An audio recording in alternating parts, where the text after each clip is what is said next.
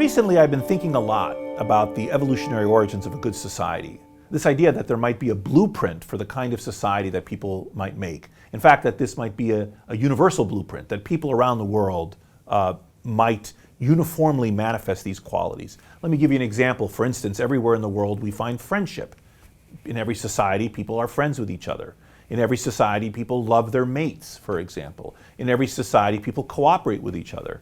And another thing that people do in every society is they teach each other things. Now, you probably take this for granted that people teach each other things, but actually it's really unusual in the animal kingdom. So, for example, many animals learn stuff. A little fish in the sea can learn that if it swims up to the light, it'll find food there. And it learns, so swim up to the light, I find food, and it's learning independently. Some animals, however, learn socially. And social learning is a rather different thing. For example, by imitation. So you put your hand in the fire and you burn your hand. That's like the fish swimming to the light. You learn something. You paid a price, you burned your hand, but now you've learned something that the fire burns. Now I can watch you put your hand in the fire and I get almost as much knowledge, but I pay none of the price. So that's incredibly efficient. That kind of social learning is incredibly efficient, and this is much less common in the animal kingdom. But we do something else. We not only learn from each other, we teach each other stuff. And this is exceedingly rare in the animal kingdom. We do it, elephants do it, certain primates do it, and certain other species engage in the affirmative teaching of one animal teaching another animal. And this is extraordinary. And it lies actually at the root of our capacity for culture. The very fact that we are able to accumulate knowledge and transmit it across space and time, so that when you are born, you are born into a world in which calculus has already been invented. You are born into a world in which animals have already been domesticated. You are born into a world in which roads have already been built. All this accumulated knowledge is yours for the taking. You are born into a world in which the stars have been mapped. Other people have done this and they've transmitted it to you across time. You are learning from them, they are teaching you. Or across space. Somewhere else in the world, something is invented, or a friend of mine discovers something and teaches it to me.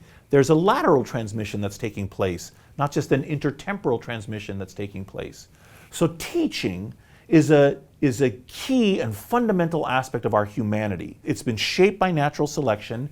It's universally seen in societies around the world, and it lies at the core of our ability to be a cultural animal, which in turn is what makes us the ascendant species on the planet. Well, how are we going to teach and learn from each other if we don't talk to each other?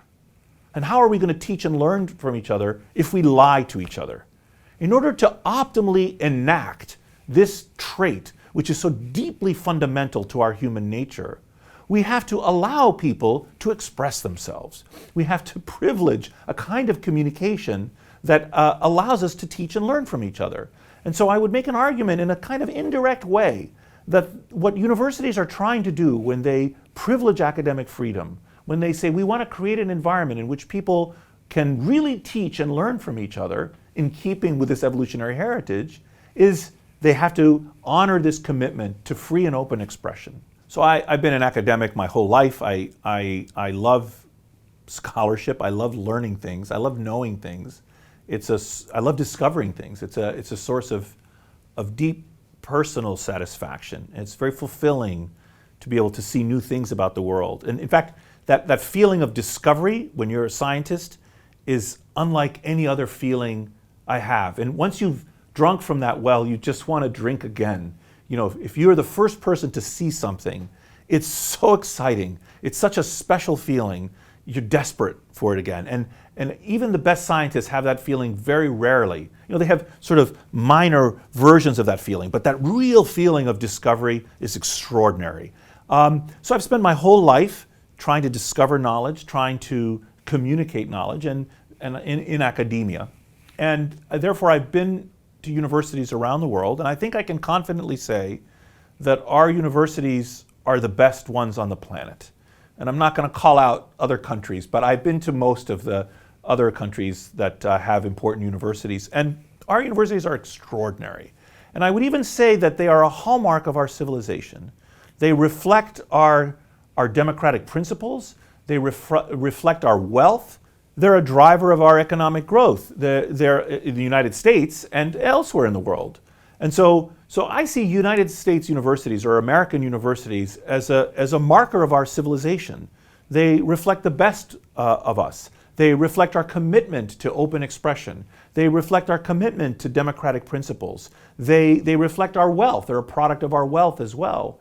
So for me, they are, I would even say, the pinnacle of our civilization. Certainly they're near the pinnacle or part of the pinnacle. And therefore they should be treasured and respected and supported. And in fact, one of my concerns lately is that many faculty have, I think, lost sight of what the purpose or what our role in our society is. And why do we get to live these lives devoted to scholarship? We are in these universities because of the endowments that have been given typically by wealthy individuals or because of tax dollars. And those monies flow to universities not so that we can have some kind of cushy lifestyle. They flow so that we can further the mission of a university, which is the preservation, production, and dissemination of knowledge. And to the extent that our universities fulfill that mission, I think we can keep the confidence of the society of which we are a part. But to the extent that we do not honor that mission, to the extent that we seem to be concerned about preserving our sinecures, to the extent that we seem to be overly ideological, we lose the confidence of the broader society upon whose generosity, I would argue, we depend.